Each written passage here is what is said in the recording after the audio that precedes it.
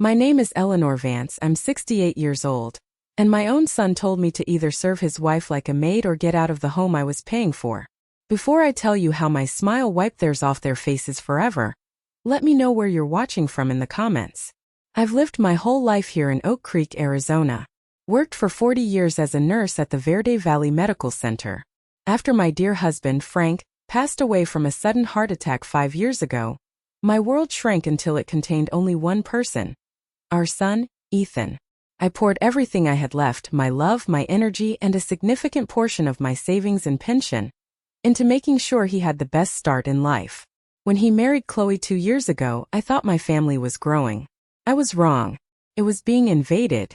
The beginning of the end started on a Tuesday afternoon. The Arizona sun was still beating down, and the plastic grocery bags were digging into my skin, leaving angry red welts. I just climbed 3 flights of stairs to the apartment, the same apartment my parents had lived in, where I'd raised Ethan, and for which I was now paying the $1,800 monthly rent. My arms ached, and a fine sheen of sweat covered my brow. All I wanted was a glass of iced water and 5 minutes of peace. I got neither.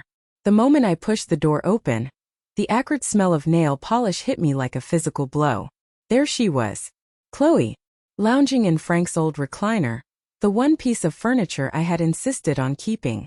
Her bare feet were propped up on the worn leather arms, and she was meticulously painting her toenails a shade of screaming scarlet. She didn't even bother to look up. "Hey," she said, her voice flat and bored. "While you're in the kitchen, make me one of those turkey sandwiches." I set the heavy bags down on the counter, the cans clanking together. A wave of exhaustion washed over me. "Chloe, I just got home. I need a minute to put these groceries away and catch my breath." Now she looked up, an expression of mild annoyance on her perfectly made-up face. "What's the big deal? You're already standing there." "I'm busy." She wiggled her wet toes for emphasis. A familiar coldness spread through my chest. It was the chill of being invisible, of being taken for granted. I had bought the expensive deli-sliced turkey just for them, using my Social Security check on food I couldn't justify for myself. "The big deal," I said, my voice tighter than I intended, "is that I am tired and this is still my home." That was a mistake. She slowly capped the nail polish bottle and swung her legs off the chair, standing up to face me. At 26, she was tall, slender, and radiated an aggressive confidence that always made me feel small. "Actually, Eleanor, you live in our home now," she corrected me, her tone dripping with condescension. "We let you stay here. The least you can do is pull your weight." The word "let" struck me like a slap. I had paid their rent for 9 straight months after Ethan lost his sales job. I paid the electricity. I paid for the groceries while they ate out at fancy restaurants and bought new clothes. I had bled my retirement account dry to keep them comfortable. Just then the front door opened and Ethan walked in. He took one look at the tension in the room, his wife standing over me like a predator, and his face hardened. Not at her. At me. "What's going on now?" he sighed, as if I were a troublesome child. "Your mother is being difficult," Chloe said, turning on the crocodile tears. "All I did was ask for a sandwich, and she's acting like I asked her to build a house." Ethan looked at me, his eyes filled with a weary disappointment that shattered my heart. It was the same look he'd given me as a teenager when I refused to buy him a car I couldn't afford. "Mom, for crying out loud, just make her the sandwich. It's not worth the fight." But Chloe wasn't done. She took a step closer, invading my personal space. "Here's how this is going to work from now on," she said, her voice low and menacing. "You live under our roof. You contribute. That means when I ask you to do something, you do it. No backtalk. No attitude." I looked past her, pleading with my eyes for my son to intervene, to see the injustice. He didn't. He stepped forward and stood beside his wife, a united front against me. He crossed his arms, his jaw set. "She's right, Mom," Ethan said, his voice cold. "I want you to decide right now. Either you serve my wife and do what she asks, or you can pack your things and get out." The words hung in the air, thick and poisonous. I looked at my son's face, searching for a trace of the little boy I had raised, the boy who used to bring me dandelions and call them flowers. I saw nothing but a stranger, his features twisted into a mask of Chloe's cruelty. The years of sacrifice, the sleepless nights, the scraped-together college fund. It all meant nothing. A strange calm settled over me. The trembling in my hands stopped. The ache in my arms vanished. For the first time in a long time, everything was crystal clear. I met his gaze and offered him a small, quiet smile. "All right," I said, my voice steady, betraying none of the earthquake happening inside me. Chloe's lips curled into a triumphant smirk. "Good," she said, already turning back toward the recliner. "Now about that sandwich." I held her gaze, my smile never wavering, and I watched the triumph in her eyes curdle into confusion as I spoke the two words that would bring their world crashing down. "I'll pack." The smirk vanished from Chloe's face as if it had been slapped off. Ethan's mouth fell open, a silent "oh" of disbelief. They had expected tears, begging, a pathetic surrender. They had expected the tired, defeated old woman they had created over months of casual cruelty. They were not prepared for the stranger standing before them, a woman whose spine was suddenly forged from steel. Without another word, I turned on my heel and walked down the short hallway to my bedroom, leaving the grocery bag sitting on the counter, a monument to my last act of servitude. Behind me, I heard Chloe's sharp intake of breath and Ethan's panicked whisper. "Mom, wait. What are you doing?" But I didn't wait. My feet felt light on the worn beige carpet we had picked out together years ago, a lifetime ago. I reached into the top of my closet and pulled down the sturdy, old-fashioned Samsonite suitcase I hadn't used since a trip to see my sister in Florida right before Frank died. The dust puffed off it in a small cloud. I laid it on the bed, the brass clasp springing open with two satisfying final clicks. From the living room, a frantic, whispered argument erupted. Her voice was a high, shrill hiss, like steam escaping a kettle. His was a low, worried rumble, pleading and confused. They were scrambling, trying to figure out how to put the genie back in the bottle. But the genie was already free, and she was packing her bags. My hands moved with a purpose I hadn't felt in years. I wasn't just packing clothes, I was curating my escape. I folded 3 changes of sensible clothes, my comfortable walking shoes, a warm cardigan. I took my underwear, my socks, my toiletries. I carefully wrapped the heavy silver-framed photo of Frank from my nightstand in my softest sweater. It felt like I was rescuing him from this house of disrespect. My medications went into a side pocket, along with my reading glasses and the small worn leather-bound ledger where I tracked every single penny I spent. A habit born of necessity that was about to become my greatest weapon. I left behind the fancy dress I'd bought for their wedding, the pearl earrings Frank had given me that Chloe always coveted. I left them all. Let her have them. They were just things. When I rolled the suitcase back into the living room, its plastic wheels rumbling loudly on the hardwood floor, they fell silent. The argument died in their throats. Chloe had sunk back into Frank's recliner, her face a mask of shock and a dawning unfamiliar fear. Ethan stood awkwardly by the kitchen doorway, his arms hanging uselessly at his sides, trying to look angry but only managing to look like a lost little boy whose world had just tilted off its axis. Neither of them said a word as I walked past them, my purse heavy on my shoulder, my suitcase handle firm and cool in my hand. I pulled the apartment door closed behind me, the definitive click of the latch sounding like the final word in a long, painful chapter. My old Honda Civic, ever the faithful friend, started on the first try. I backed out of the parking space and drove away without a single glance back at the apartment window.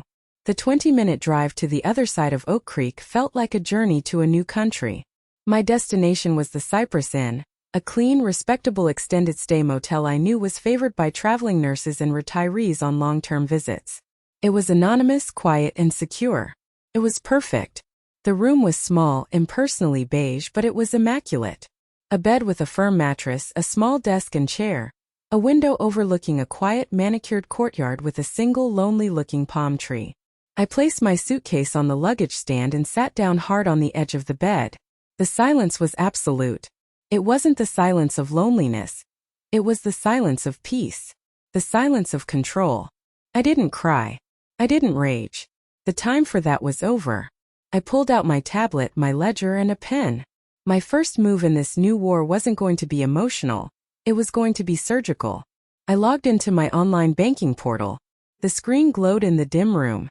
There it was, my checking account, my savings, what was left of my retirement fund.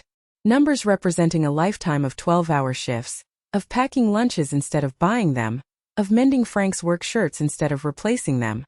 Also, I could give my son a life better than mine. The cursor blinked on the screen, waiting for my command. The next morning, I was up before the sun. I spread my documents on the small desk: bank statements, utility bills, credit card agreements. It looked like a general's war map. I brewed the bitter, complimentary hotel coffee and took my first sip. Tasted like freedom. At exactly 8:01 a.m., my finger hovering over the screen of my phone, I made my first call. Thank you for calling Oak Creek Community Bank. For English, press 1. Pressed 1. After navigating a maze of automated prompts, a human voice finally came on the line. Oak Creek Community Bank, this is Brenda speaking. How may I help you? Good morning, Brenda, I said, my voice crisp and professional, like I was back on the nursing floor. My name is Eleanor Vance. I need to cancel an automatic payment immediately. I gave her my account details and the information for the Maple Street apartment rent. Okay, Mrs. Vance, I have that pulled up, she said after a moment of typing. I see this payment has been going out for 9 consecutive months. Are you absolutely sure you want to stop it? Brenda, I said, my voice leaving no room for doubt. I have never been more sure of anything in my life. May I ask the reason for the cancellation? For our records. I paused, choosing my words with clinical precision. The tenants are no longer under my financial care. Consider it a change in their living arrangement. A few more clicks on her end. All right, Mrs. Vance. The automatic payment has been stopped, effective immediately. You'll receive a confirmation letter by mail. 1 down. The second call was to Verizon. A cheerful young man answered. I need to make a change to my family plan, I told him. I am the primary account holder, and I need to remove 2 lines from my account. I gave him Ethan's and Chloe's numbers. No problem, he said brightly. We can get that done. And when would you like this change to take effect? As of the end of this phone call, please, I said. The third call was to Visa. Ethan was an authorized user on my card, a privilege he and Chloe had abused for months on end. Dinners at expensive steakhouses, new electronics, clothes from boutiques I couldn't even afford to window shop at. I had paid every single bill without a word, swallowing my resentment. Mrs. Vance, the fraud prevention agent explained patiently, I want to be clear. If we remove him as an authorized user, his card will be declined the very next time he tries to use it. He will no longer have access to your line of credit. A slow, cold smile spread across my face. I understand completely. Please proceed with the removal immediately. Each call was another chain breaking. The rent that secured their roof. The phones that were their lifeline to the world. The credit that funded their entitled lifestyle. I was systematically, methodically, and legally dismantling the comfortable world I had built for them brick by brick. They were probably still sleeping soundly in the apartment I paid for, completely oblivious. But their peaceful world was about to be shattered, and they wouldn't even know what hit them. For 2 full days, an eerie silence emanated from their end of the world. I used the time constructively. I opened a new post office box under my name only, a fortress for my mail. I went to the bank in person and set up new alerts on my accounts. I met with a financial advisor to discuss how to best protect what was left of my retirement funds. I was building a firewall around my life, one that was impenetrable. I imagined them going about their lives blissfully unaware. Chloe was probably scrolling through Instagram on her brand new iPhone. Ethan was likely channel surfing on the giant flat-screen TV I'd bought them for Christmas. Neither of them noticing the ground was cracking open right beneath their feet. Then on Thursday afternoon the first tremor hit. My phone buzzed. It was a text from Ethan. Hey mom, my phone's acting weird. Says no service. Did you forget to pay the bill or something?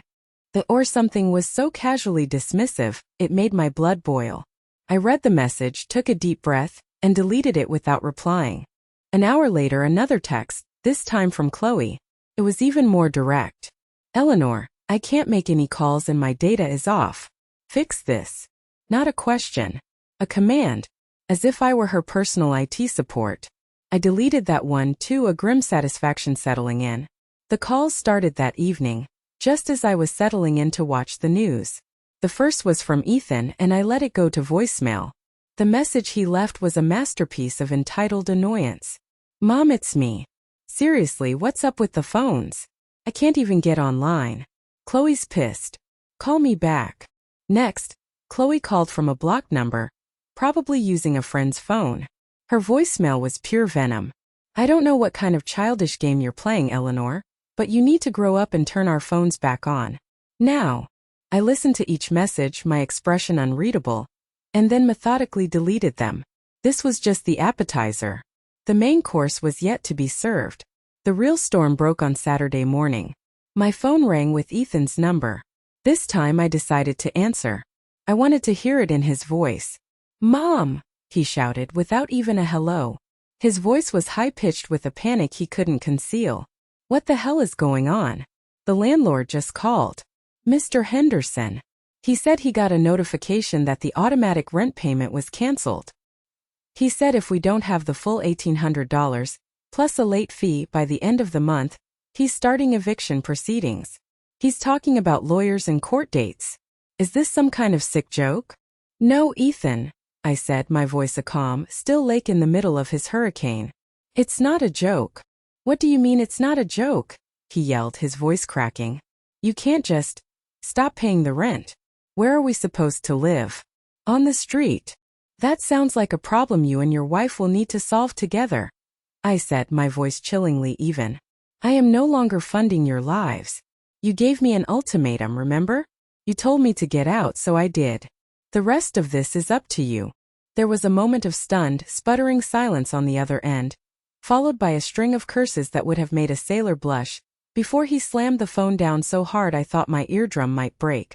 They must have gotten my new mailing address from the bank's confirmation letter, because 2 hours later, there was a furious, frantic pounding on my motel room door that rattled the cheap frame. I looked through the peephole. It was them. Ethan's face was pale and blotchy, his hair a mess. Chloe looked like a thundercloud about to burst. Her arms crossed so tightly over her chest it looked like she was trying to hold herself together. They both had the wild, sleepless eyes of cornered animals. I opened the door but planted my feet firmly in the doorway, blocking their entrance. Mom, we need to talk. Ethan began, his voice trying for pleading but landing on desperate. You're trying to ruin our lives over a stupid sandwich. Chloe snarled, trying to shoulder her way past me. I didn't budge. I'm not ruining anything, I stated, looking her dead in the eye. I have simply stopped paying for things that are not mine. Your home, your phones, your clothes, your dinners out. They are now your responsibility. It's called being an adult, Chloe. You should try it sometime. The rent, Mom. Ethan's voice rose, cracking with near hysteria. You can't do this. That's our home. You'll make us homeless. Actually, Ethan, I said, the words sharp and precise as a surgeon's scalpel. It's my money that has been paying for your home. It's my name on the bank account and my signature on the original lease application as a guarantor. You two were just guests, I said, pausing for effect.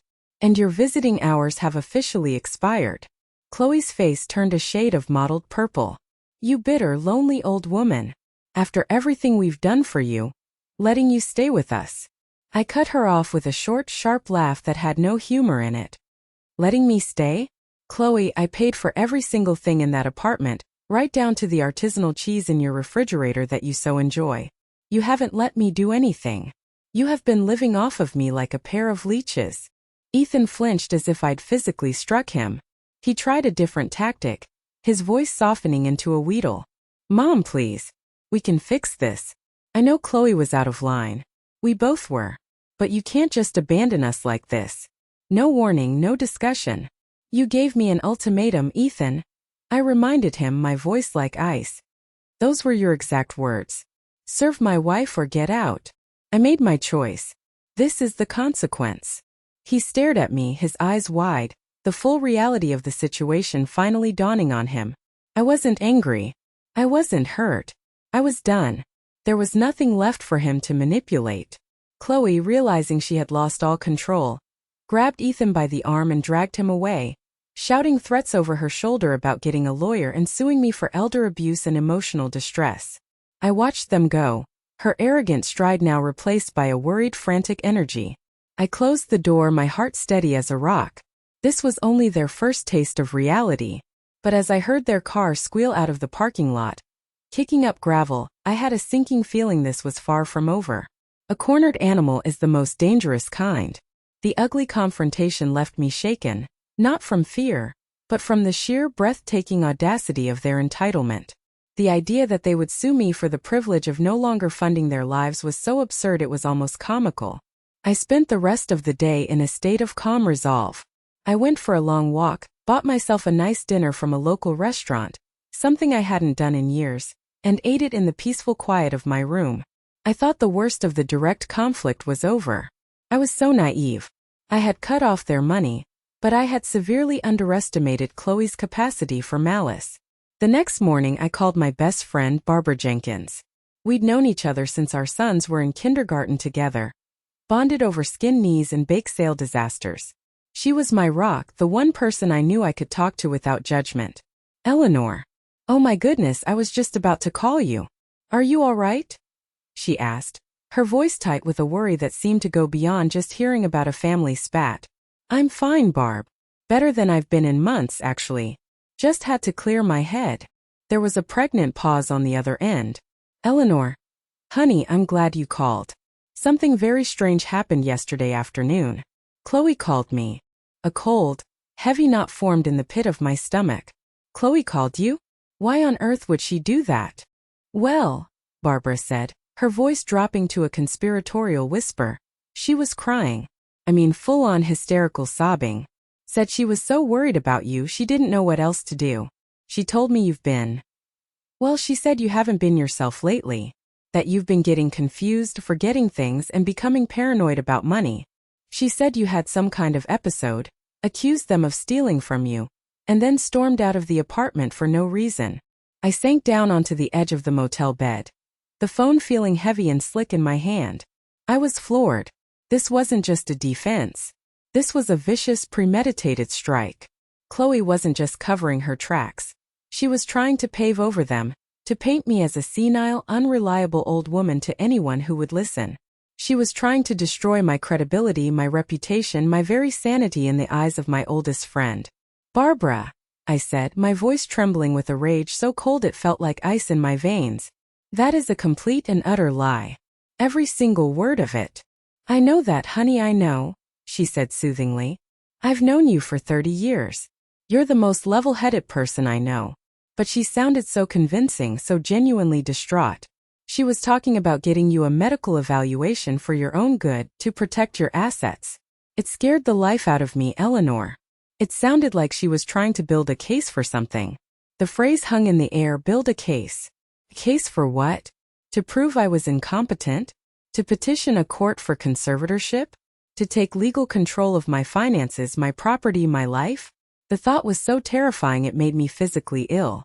After I quickly assured Barbara that I was perfectly fine and explained the real situation with the ultimatum, she went quiet for a long, heavy moment. "Okay," she said finally, her voice low and serious, all traces of confusion gone, replaced by a grim understanding. "Now it all makes sense. Eleanor, there's something else I have to tell you. I wasn't sure if it was my place, but now you absolutely need to know." "What is it, Barb?" "My granddaughter, Jenny. You know she works at the cosmetics counter at Dillard's in the Sedona Mall." "Yes, I remember." "Well, she's mentioned Chloe a few times over the last couple of months. It seems Chloe has become a regular customer. A very specific type of customer. She comes in, uses a credit card, and buys hundreds of dollars worth of high-end makeup and perfumes. Chanel, Dior, things like that. Then, a few days later, she comes back with the receipt and returns everything for a full cash refund." I couldn't breathe. My throat closed up. What credit card, Barbara?" I whispered, even though I already knew the answer with a sickening certainty.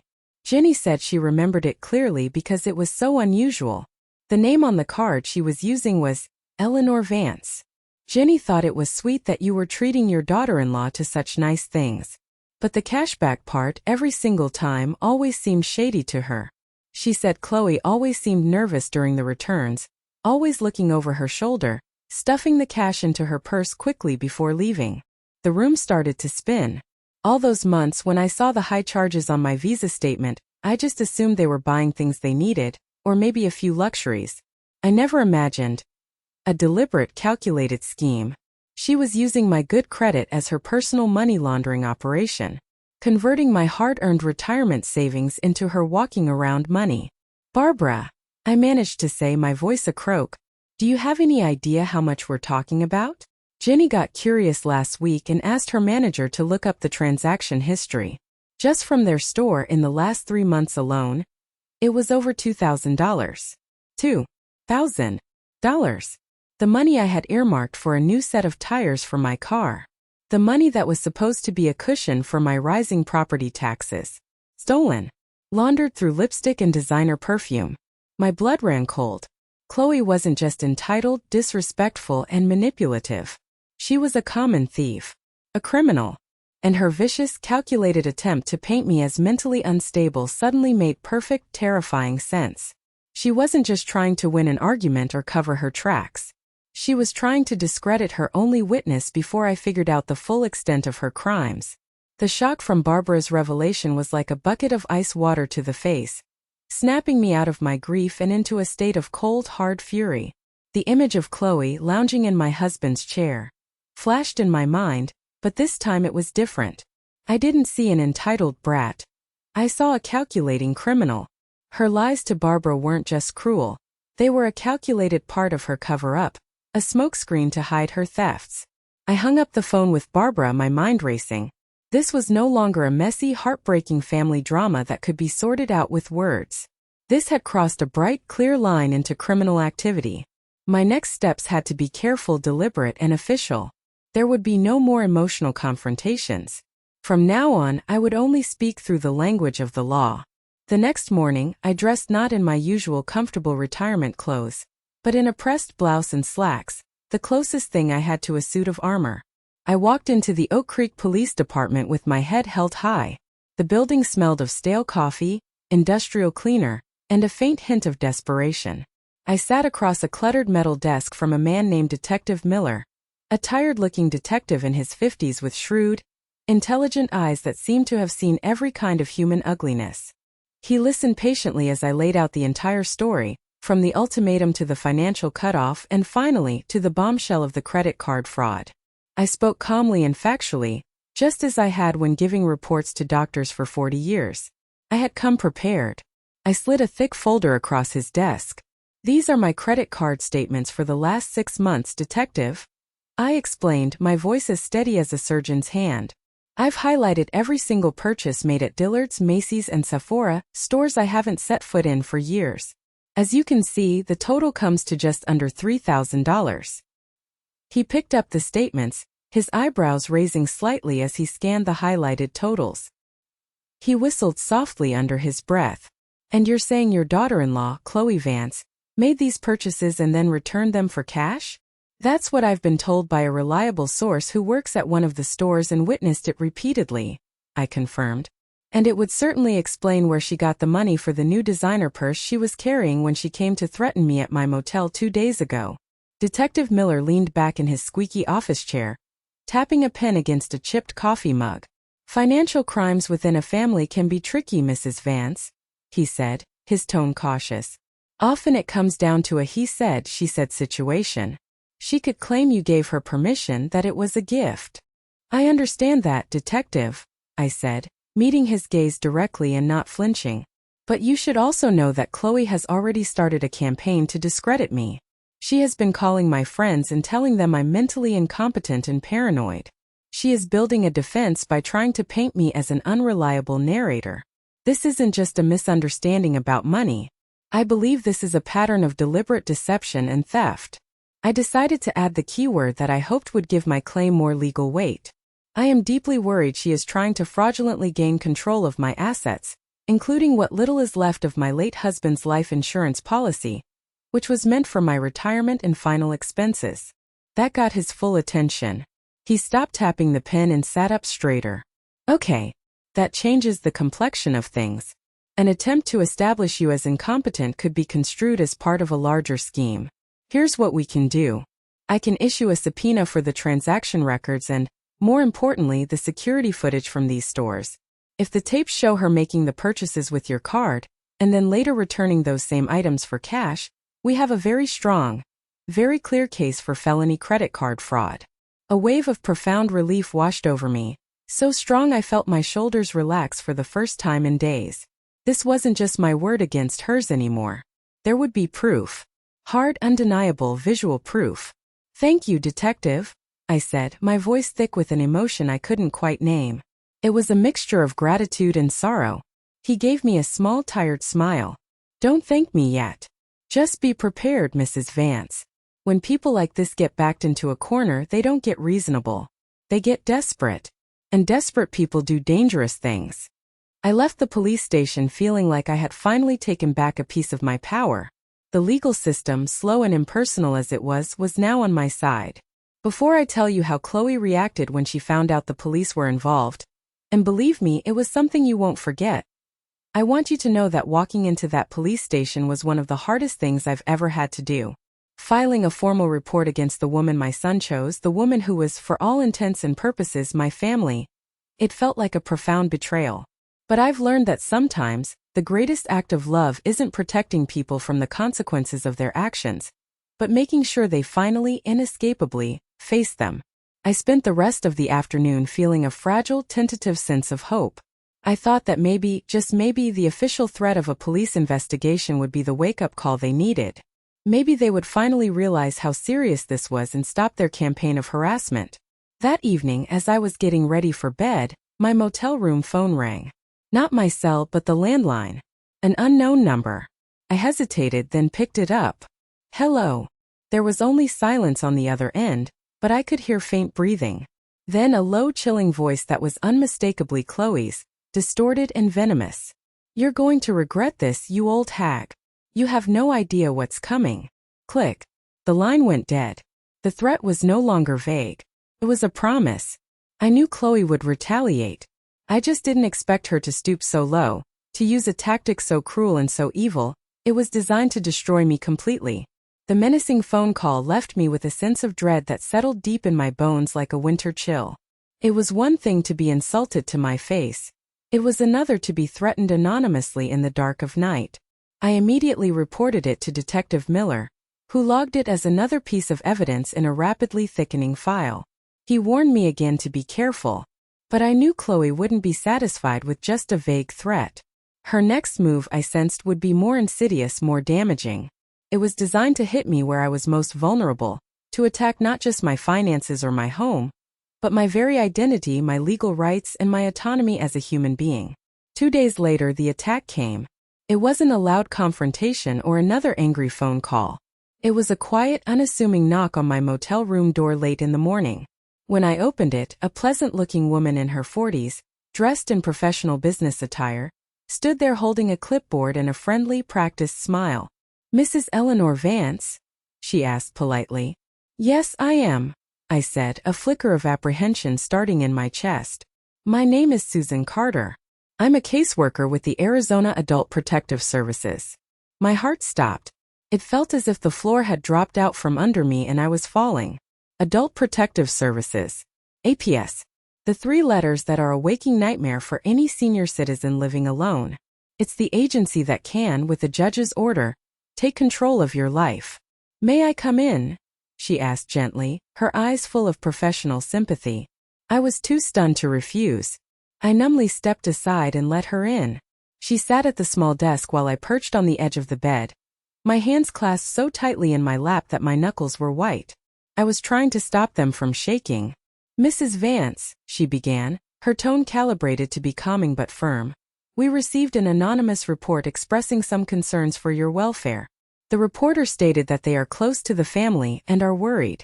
The report alleges that you may be suffering from some recent cognitive decline, exhibiting signs of paranoia, particularly around finances, and that you might be making impulsive financial decisions that are not in your best interest. They also mentioned that you abruptly left your long-term home without any clear explanation." I could feel the blood draining from my face. It was Chloe's exact narrative, delivered with the cold, official weight of a government agency. She had actually done it. She had weaponized a state service designed to protect vulnerable adults against me. She was trying to have me legally declared incompetent. The sheer, calculated evil of it, the depth of her malice took my breath away. I spent the next hour in a humiliating, nerve-wracking ordeal. I had to answer deeply personal questions about my health, my memory, my ability to pay my bills, my relationships. I felt like a criminal on trial for the crime of being old and having a predatory family member. I had to defend my own sanity to a stranger. With every ounce of strength I had, I forced myself to remain calm and coherent. I walked Ms. Carter through the entire sordid story, the ultimatum, the years of financial support, the credit card fraud. I explained that the abrupt departure from my home was a choice I made to preserve my dignity. The person who filed this report, I said, my voice shaking slightly despite my efforts, is the same person who is currently under investigation by the Oak Creek Police Department for felony credit card fraud. This report isn't an act of concern. It's an act of retaliation and an attempt to discredit me. I gave her Detective Miller's name, his badge number, and his direct phone line. I urged her, begged her, to call him to corroborate my story. To her credit, Miss Carter listened patiently and took copious notes. When she finally left, promising to conduct a full investigation before making any recommendations, I collapsed onto the bed, completely and utterly spent. Chloe hadn't just thrown a punch. She had tried to deliver a legal knockout blow, aiming for the one thing I had left, my independence. Just when I thought the day couldn't possibly get any worse, my cell phone rang. It was Ethan. His voice was thick with a syrupy, fake emotion that I now recognized instantly as his manipulation tactic. "Mom," he said, his voice cracking theatrically. I don't know how to tell you this. It's just so much right now. Chloe's pregnant." The announcement hit me with the force of a physical blow. A grandchild. The one thing I had dreamed of for years, the reason I had put up with so much for so long. "Mom, she's at the doctor's right now," he continued, his voice choked with what sounded like sobs. "The stress from all this. From you doing this to us. It's making her really sick. The doctor says her blood pressure is dangerously high.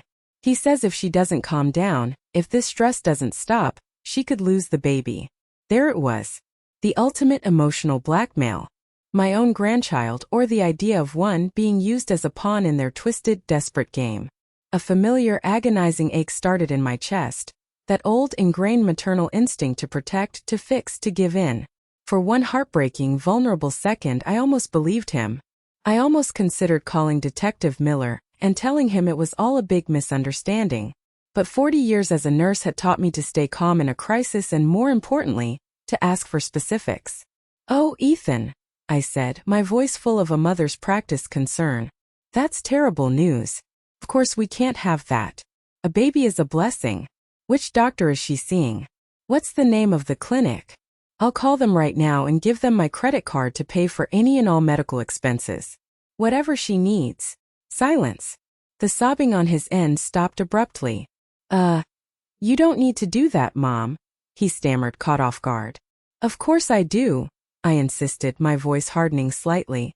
"If my grandchild is in any danger, money is no object. Just give me the doctor's name.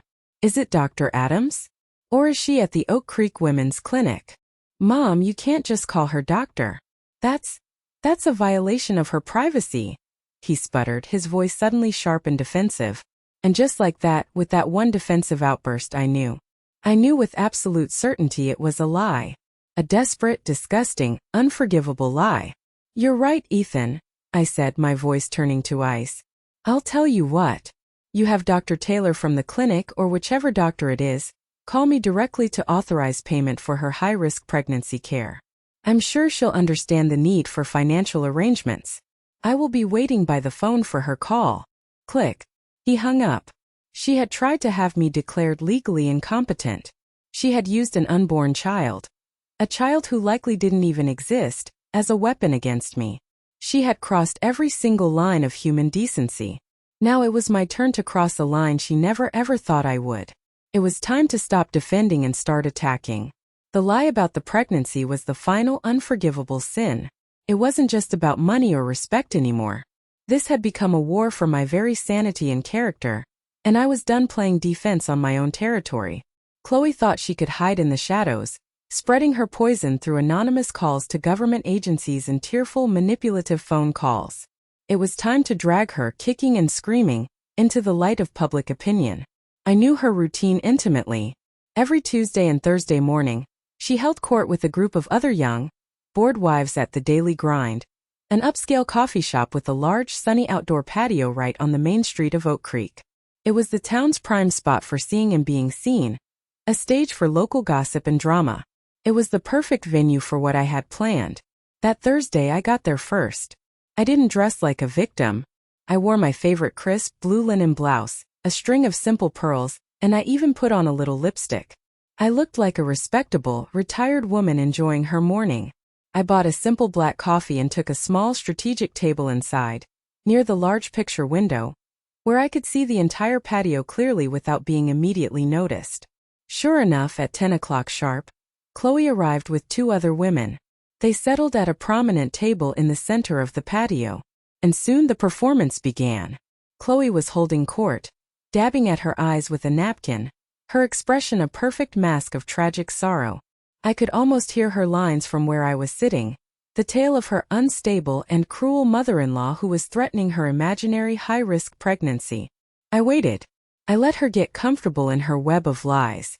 I waited until their expensive lattes had arrived and the first round of sympathetic head patting was complete. Then I took a deep, steadying breath, stood up and walked outside. I approached their table slowly, my sensible shoes making almost no sound on the flagstone patio. The ambient chatter of the other patrons began to die down as people recognized me, the supposed villain of Chloe's sad story. Chloe's friends looked up in confusion, their eyes widening. Chloe's back was to me, but she must have felt the sudden chill in the air, the drop in atmospheric pressure that my arrival caused.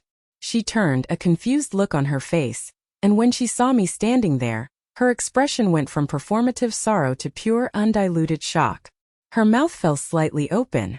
"Hello, Chloe," I said, my voice calm and clear, but pitched just loud enough for the surrounding tables to hear every single word. What are you doing here?" she hissed, her eyes darting around nervously, seeing the captive audience. "I just have a quick question for you," I continued, my gaze unwavering. I completely ignored her friends, who were now staring back and forth between us as if watching a tennis match. "I was just on the phone with Detective Miller down at the Oak Creek Police Department. He said he's having a little trouble getting the security footage from Dillard's for the fraud investigation. He wanted me to ask you if you remember the exact dates you returned over $2,000 worth of merchandise for cash using my credit card. He said it would really help speed things up." A collective audible gasp went through the patio. You could have heard a pin drop. Chloe's face went completely white. She looked like she'd been struck by lightning. You're crazy," she stammered, her voice a pathetic, strangled whisper. "I don't know what you're talking about." I allowed myself a small, cold, unforgiving smile. "Oh, I think you do. And I think Adult Protective Services will be very interested to hear about the police investigation too. It's funny how a person's claims of elderly confusion fall apart when there's a police file full of hard evidence, isn't it?"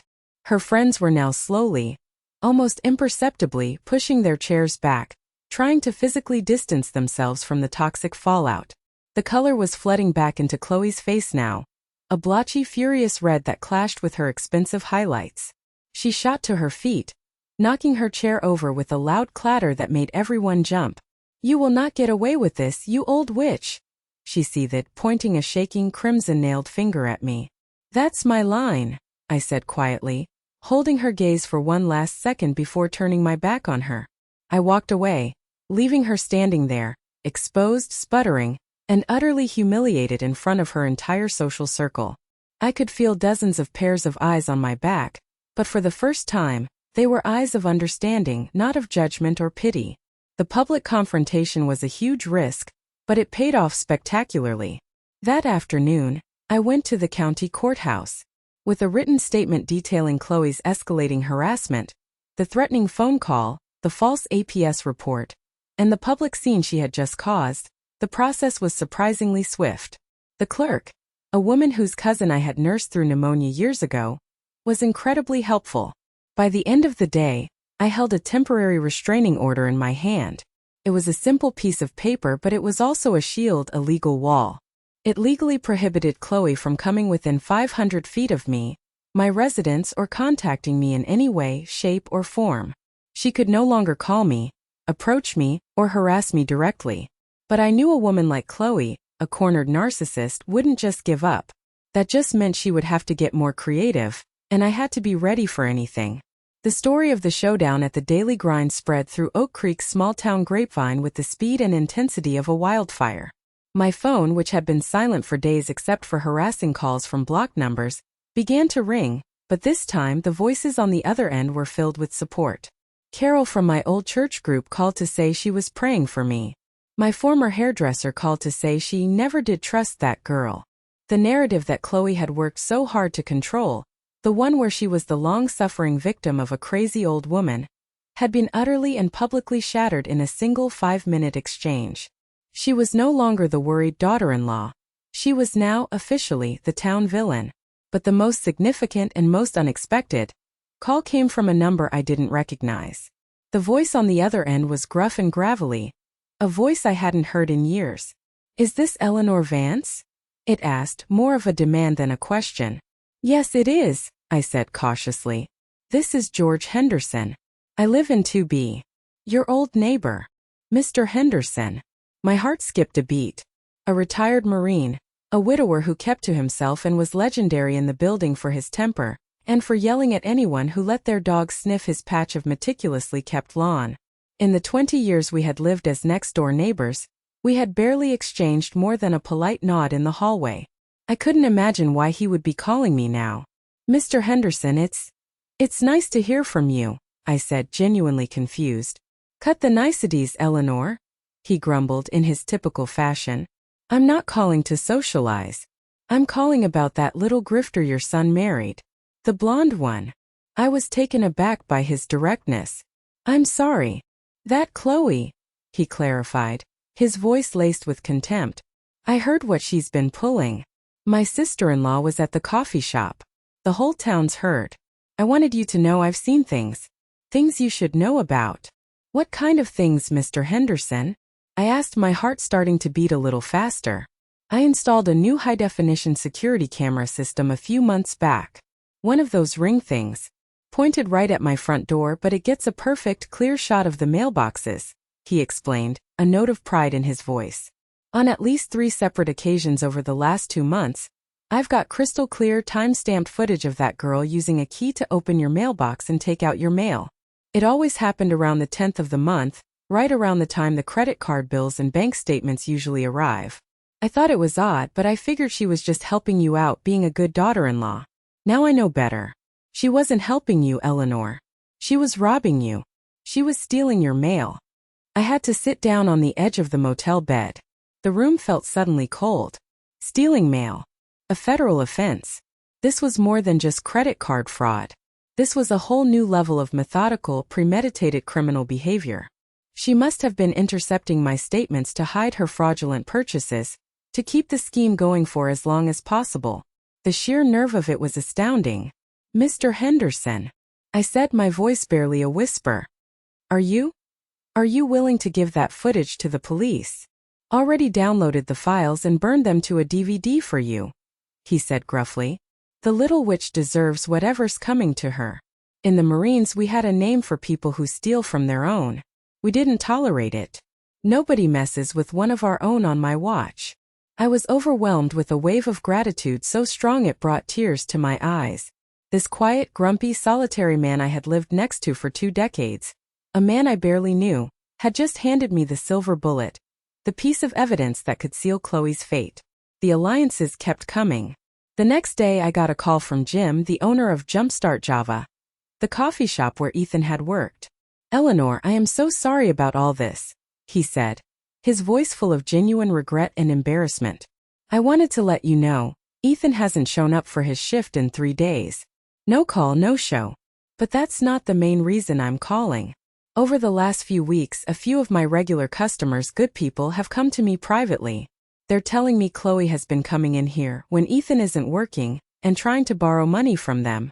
She was making up these wild stories about a family medical emergency, about you needing expensive care. When they refused, she got nasty. It's affecting my business, Eleanor. It's creating a bad atmosphere."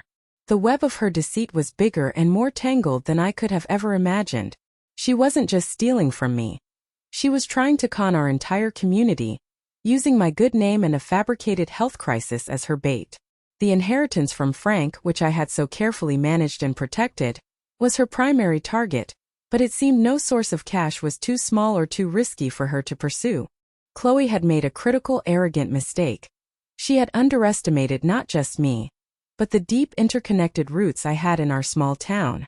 The bonds forged over 40 years of nursing, of church bake sales, of raising a child alongside my neighbors. She thought she was fighting one lonely old woman who she could easily isolate and label as crazy. She was about to find out she was fighting all of Oak Creek. With Mr. Henderson's DVD of the security footage tucked safely in my purse, I went back to see Detective Miller. I didn't even have to say much. I just placed the DVD on his desk. "My former neighbor asked me to give this to you," I said. "It shows Chloe Vance stealing my mail on 3 separate occasions." Detective Miller's tired eyes lit up with a professional gleam. He took the DVD and looked at me. "Mrs. Vance, this elevates things significantly," he said, his voice serious. "Mail theft is a federal crime, investigated by the U.S. Postal Inspection Service. This isn't just about Dillard's anymore. This shows a clear, undeniable pattern of premeditated criminal intent. This is the kind of hard evidence prosecutors dream of." He told me he would be making a call to the federal authorities. The net around Chloe was no longer just tightening. It was being reinforced with steel cables. The consequences, once they started, cascaded with breathtaking speed. Chloe and Ethan had built their comfortable lives on a foundation of my money and their lies, and now that foundation was not just cracking, it was collapsing into a sinkhole. The first visible sign was the car. Chloe drove a sleek new white SUV that I knew for a fact they couldn't afford. One afternoon, as I was driving back to my motel from the grocery store, I saw a tow truck, its lights flashing, hooking up that very SUV in front of the apartment building. The repossession had begun. A small crowd of neighbors, including Mr. Henderson, were watching from their windows, a silent, grim-faced jury. Then the creditors, who had previously been sending ignored letters to a mailbox Chloe was robbing, finally found their targets. Having been stonewalled at the apartment, they started doing their homework, tracking them through public records and, I suspect, the town gossip mill. My phone started ringing again, but this time it wasn't them. It was collection agencies. "I'm looking for an Ethan or Chloe Vance," a stern professional voice would say. "I'm sorry, they don't live here," I would reply calmly, almost pleasantly. "I believe they were last seen at 123 Maple Street, apartment 3B. However, I can't guarantee they are still there. You might have better luck contacting their last known employer, Jumpstart Java." I was a helpful, concerned citizen. The final wall to fall, and the one that came down with the most thunderous crash, was Ethan's self-delusion. He called me late one night, his voice stripped bare of all its usual arrogance and manipulation. It was the raw voice of pure panic. "Mom," he choked out, his words tumbling over each other. "Mom, there are men at the door. From something called Pacific Collection Services. They're talking about a personal loan for $5,000, taken out 6 months ago. A loan I never knew existed. They're talking about wage garnishment, asset seizure. Mom, what is happening? What did you do?" The time for softness, for protecting his feelings, was long over. It was time for the cold, hard, brutal truth. "Ethan," I said, my voice leaving absolutely no room for argument or denial, "you need to listen to me very carefully. Your wife is a thief and a con artist. She has stolen thousands of dollars from me using my credit cards. She has been committing a federal crime by stealing my mail to hide the evidence from me. That $5,000 loan? She likely took it out in your name, forging your signature without your knowledge. You need to hang up this phone right now and check your credit report, son. Immediately." There was a long, ragged, shuddering breath on the other end of the line. "No," he whispered, a pathetic sound of denial. "No, she wouldn't. She told me that was for her mother's medical bills. She would, and she did," I said, my voice relentless. "She lied about being pregnant to manipulate you.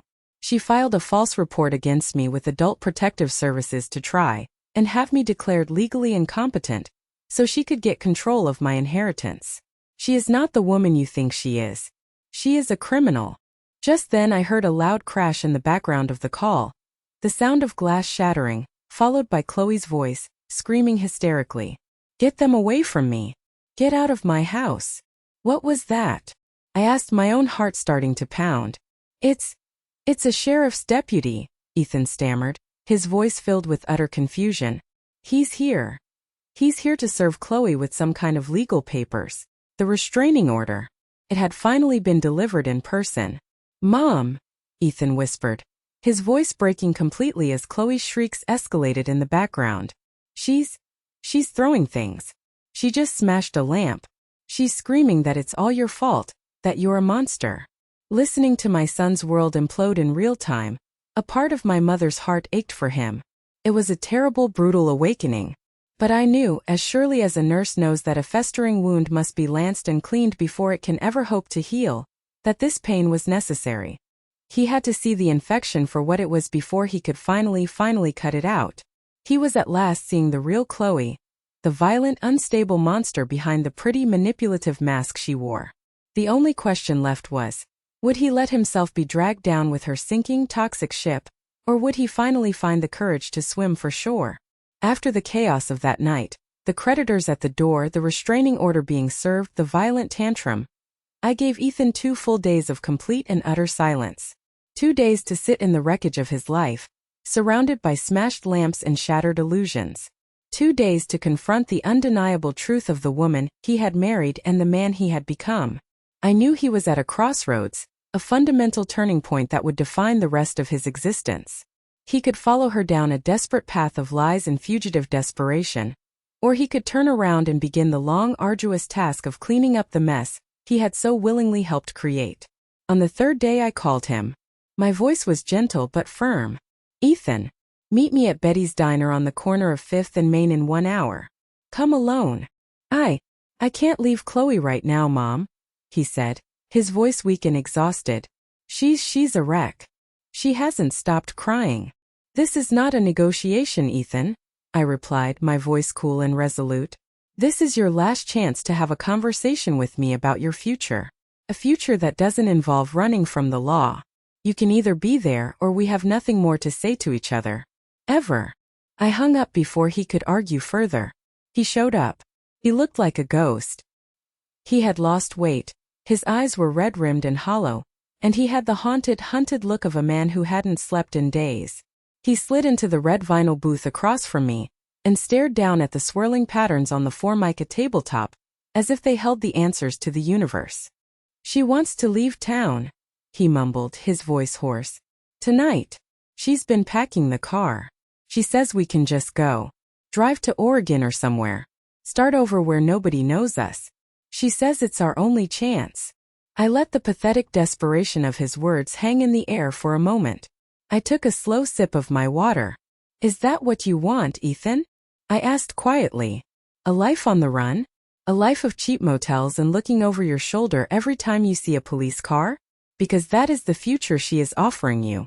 A future as her accomplice, her co-conspirator." He shook his head, a single miserable tear tracing a path through the stubble on his cheek. "I don't know what to do," he whispered.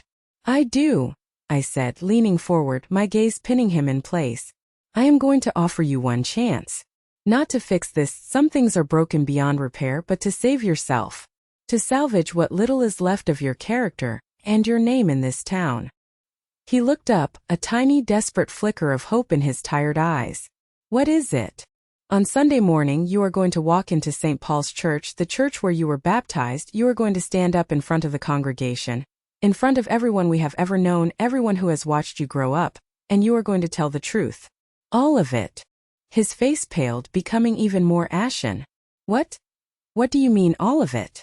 "I mean the $15,000 from my retirement account for your can't-miss college fund that you dropped out of after 1 semester. The $8,000 for your wedding because her family had financial troubles. The 9 months of rent, the groceries, the utility bills. And you are going to tell them, in your own words, about the ultimatum you gave me in my own home. You are going to own your part in this, publicly and without excuses." "Mom, that's complete humiliation," he whispered, the words catching in his throat. "No, Ethan," I corrected him, my voice unwavering. "That's accountability. That is the price of readmission into an honest life. It is the first painful step. I let that sink in, watching the war of shame and fear play out on his face before delivering the final decisive blow. And there's something else you need to understand. That apartment you're so desperate to keep, the one you see as your inheritance? I met with my lawyer yesterday. I have already signed the papers. I am donating the property free and clear to Haven House, the local shelter for women and children escaping domestic violence. The color drained completely from his face. It was the last piece of leverage, the unspoken promise of a future asset, and I had just taken it off the table forever, irrevocably. He stared at me, his mouth slightly agape. "Why?" he croaked, the word barely audible. "Because," I said, my voice softening for the first time. "I need to know. I need to know that if you and I are ever to have a real relationship again, it will be based on something genuine, not on what you think you can get from me. For too long you have seen me as a bank, an ATM, a safety net. I need to see if my son is still in there, somewhere underneath all of this." Tears began to well up in his eyes, real tears of anguish this time, not the performative sobs of manipulation I had grown so used to. "You have to choose, Ethan," I said gently but firmly. "You can get in that car tonight and disappear with a woman who will inevitably drag you down into her world of criminality and deceit. Or you can stay here, face the music like a man, and begin the long, hard, humiliating work of rebuilding your life with honesty and integrity. The choice is yours and yours alone." I slid out of the booth and placed a $10 bill on the table for our untouched coffees. I left him sitting there, with the crushing weight of his entire future pressing down on him. I had done everything I could. I had laid out the two paths before him, one leading to darkness, the other to a difficult, painful light. Now it was up to him. Sunday would tell me if I had truly lost my son forever. Sunday morning dawned bright and clear, a beautiful Arizona day, but a knot of anxiety was tied tight in my stomach. I walked into St. Paul's Church, the place where Ethan had been baptized in a long white gown, the place where we'd held Frank's funeral and been surrounded by the love of our community. I didn't know what to expect. The pews were more crowded than usual. Word had spread, as it always does in a small town, that something significant was going to happen. The air was thick with anticipation. I took my usual seat in the fourth row and folded my hands in my lap, my heart pounding a nervous, unsteady rhythm against my ribs. The service began. We sang the familiar, comforting hymns. We listened to the readings from the gospel.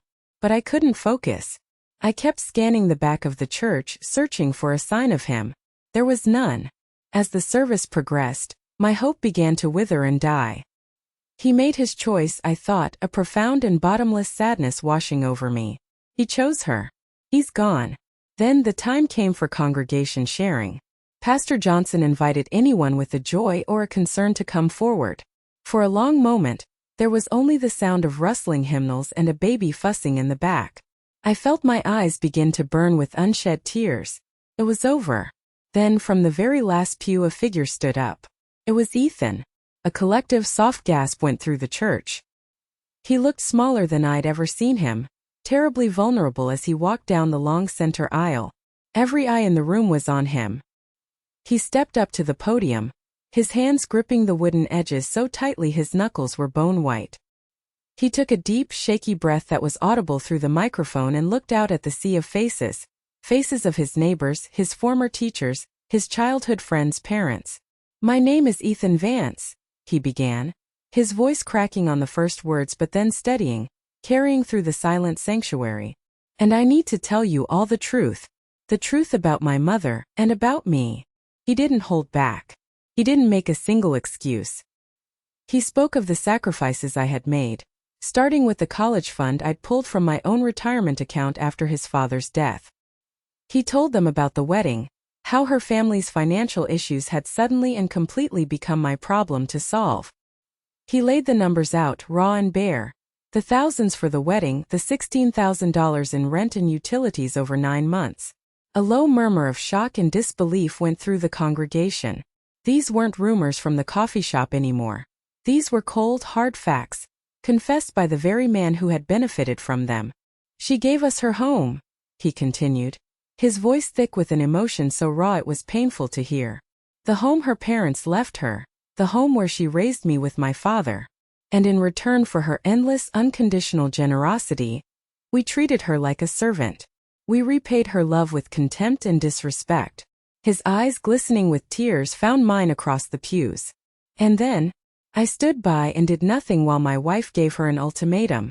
I backed my wife when she told my own mother, the woman who gave me life, to obey her orders or be thrown out of her own home.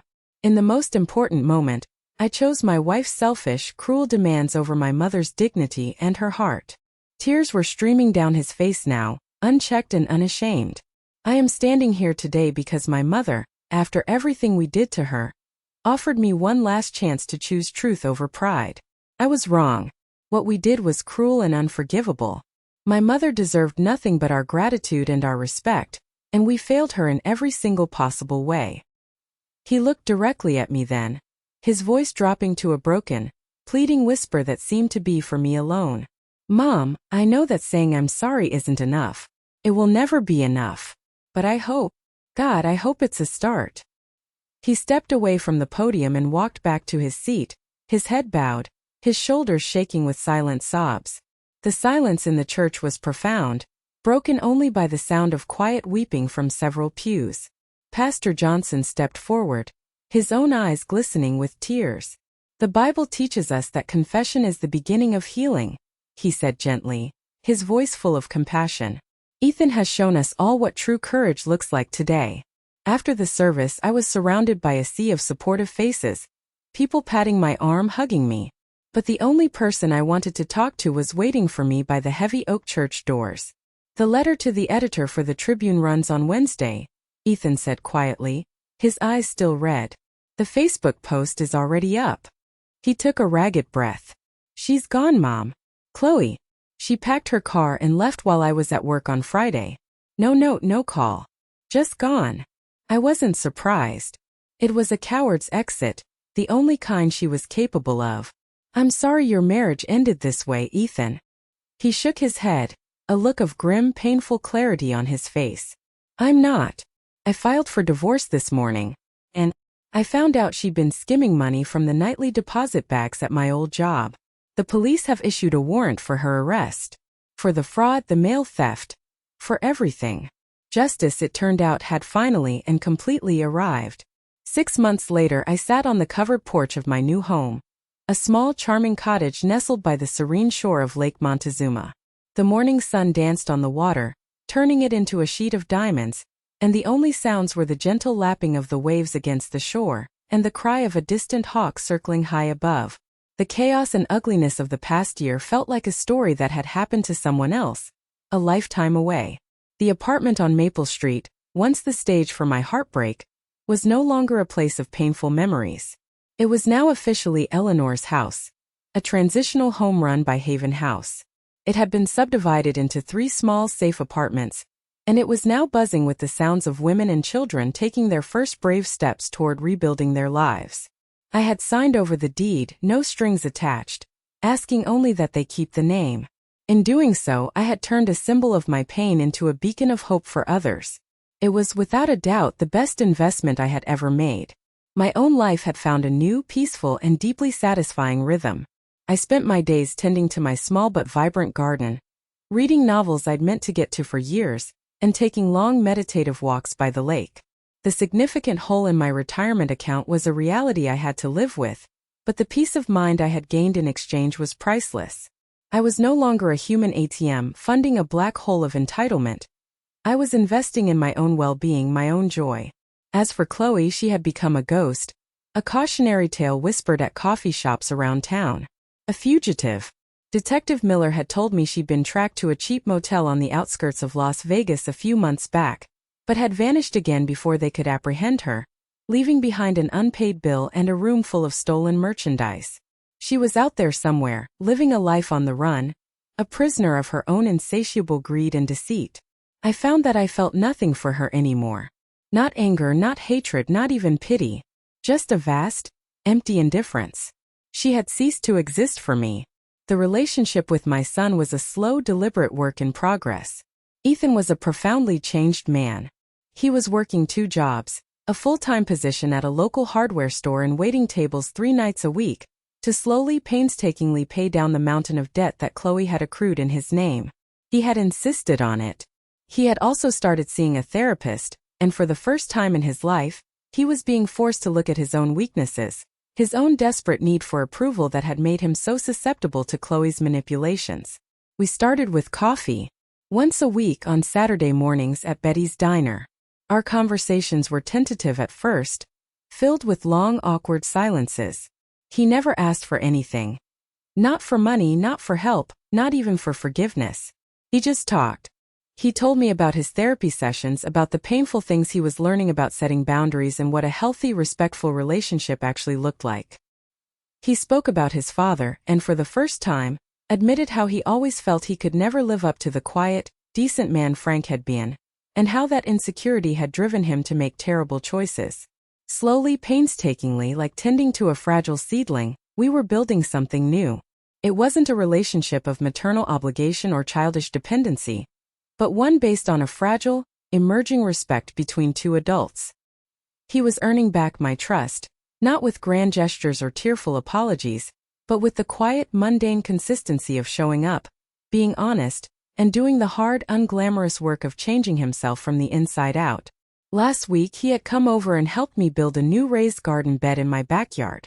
As we worked side by side in the warm afternoon sun, our hands covered in rich, dark soil, he had stopped, looked at me and said, his voice quiet, "You know, Mom, in a weird way you saved me." I had paused, patting the soil around a new tomato plant, and considered his words. "I didn't save you, Ethan," I had told him gently. "You saved yourself. I just finally learned to get out of the way so you could." This morning, as I sipped my coffee and watched a family of ducks glide gracefully across the water, their little ducklings trailing in a perfect line behind them, my phone buzzed with a text from him. It was a simple picture of the sunrise over the red rocks. Underneath it, just 3 words. "Thinking of you, Mom." I smiled. A real, genuine smile that reached my eyes and warmed me from the inside out. I had lost a significant portion of my savings, the home filled with a lifetime of memories, and the illusion of the happy family I thought I had. But in its place I had found something far more valuable. My dignity, my peace, and maybe, just maybe, the son I had been waiting for all along. That long, painful, nightmarish journey had taught me that sometimes, saying no is the most powerful and compassionate act of love there is. It's an act of love for yourself first and foremost. But sometimes it's also the only way to give the people you care about the chance to find their own way back to the light. Thank you for listening to my story. My journey was a difficult one, but it brought me here, to a place of peace and strength I never knew I had. I want to ask you, have you ever had to make the painful choice to set a hard boundary with a family member to protect your own well-being? Please, share your experience in the comments below. Reading your stories helps all of us feel a little less alone in these struggles. And if my story resonated with you, please consider giving it a thumbs up and subscribing for more. Remember, you are stronger than you think.